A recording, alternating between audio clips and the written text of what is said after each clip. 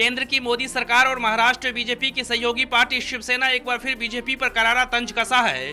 सत्ता के साथी होने के बावजूद शिवसेना एक नहीं कई बार बीजेपी और मोदी के फैसलों पर आपत्ति दर्ज करवा चुकी है, बल्कि अब शिवसेना ईवीएम पर भी सवाल उठा रही है।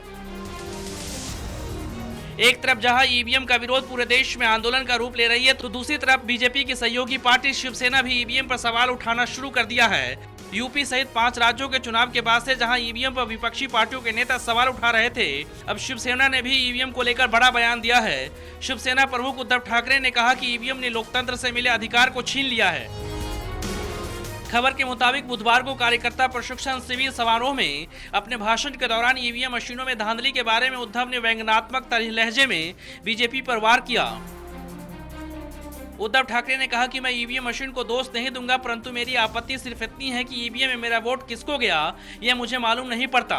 लोकतंत्र से मिला यह अधिकार इस ईवीएम मशीन ने छीन लिया है। यानी इशारों में उद्धव वो सब कुछ कह गए जो वो कहना चाह रहे थे।